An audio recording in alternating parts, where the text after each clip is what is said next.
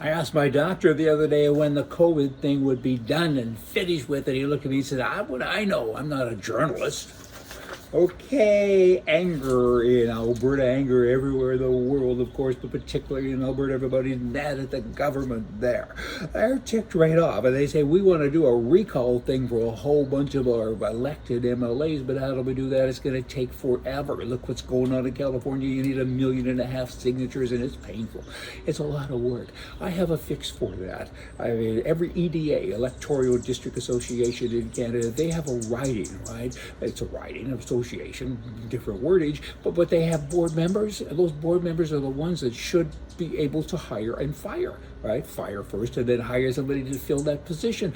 It's pretty simple stuff. There's a job description, and that MLA, member of the Legislative Assembly, the person who got the job for that area, if he messes up, the board should get together. Typically there's 10 to 15 people on that board. They should sit down and say, we're getting a lot of stuff here from our constituents, a lot of pushback.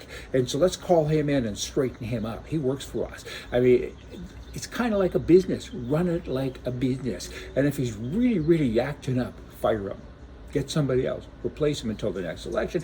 The board should work for the people. It should be a coveted position, right? It isn't really. I mean, they're hard pressed to find board members, and they don't have a lot of authority. You need to kick it up a notch and give them authority. And then you'll have a better system, a much better operating system. Are you afraid of your own government? Jumping. Are you afraid of your own government? I am. I mean, government grows and freedom shrinks, and I am afraid of our own government. They're out to get us. They forget that they work for us and that we pay them. It's our money that they use to pay themselves, and it's a pretty frightening thing. And the Justice Department, it's unjust. The legal system, I'm talking Canada primarily, the legal system is broken. It takes years and years and hundreds of thousands of dollars to get through a system, and there's no justice. It's all about, I don't know, makeup and personalities and different things and views of judges. They don't even use law anymore. Case law is almost a thing of the past. And I'm just sharing that with you. Jumping back now to the United States, you got to be fast on your feet to keep up here, huh? Kind of jumping around. I'm a polar bear, remember?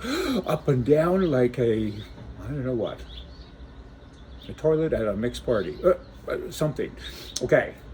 Nancy Pelosi, she's now saying, your ability to carry a firearm into the Capitol, this was before the riots, right? Has to be limited. We don't want anybody to have guns anymore. Oddly enough, now she doesn't talk about that, right? Since somebody broke into her office and different things, now it's okay.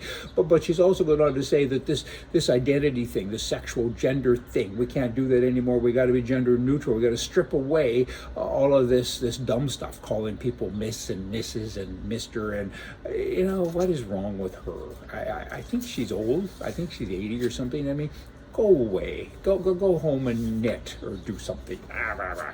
Communism. It is the last step of socialism. It's socialism in a hurry.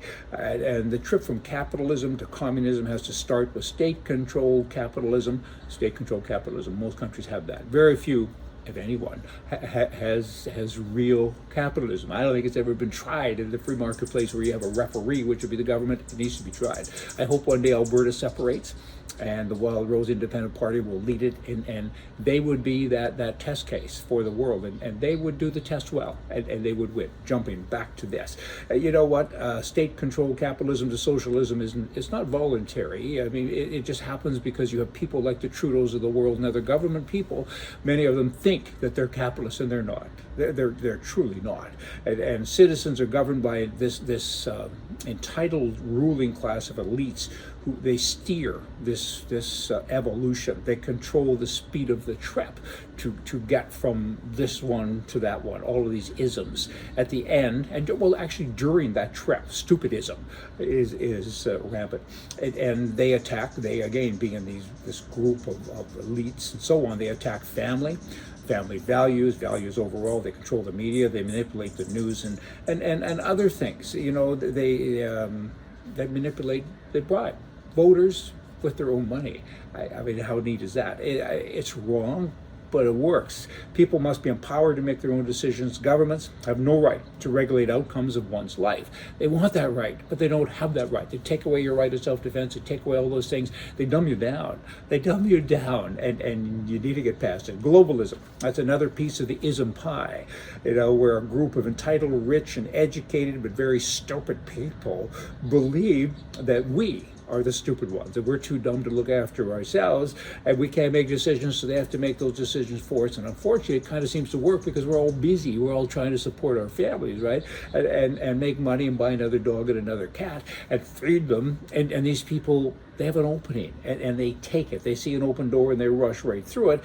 You know what? This global system of laws is powered by master manipulators, and that's the road to the, that everyone is traveling, everyone being those bad people. Intervention to the free market and the freedom of the people isn't good, and the Prime Minister in Canada, he's a big part of this group, this elite and intellectual group, and that's beyond a doubt, and we need to make sure that doesn't happen.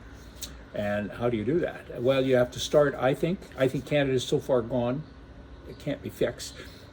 Not like it is. I think Alberta needs to separate and be a model for other things to come. And then I think that Saskatchewan and parts of British Columbia and Manitoba maybe would join, and you would have a new system of political life. And other people then would look and say, hey, we like that. It works, and we too will do that. Lastly, from a wise man, your wiser advisor is passing on the words of wisdom from somebody wiser than me, Mark Twain. Good decisions come from experience. Experience comes from making bad decisions. And I have, personally, lots and lots of experience. Hey, y'all, come back. See ya.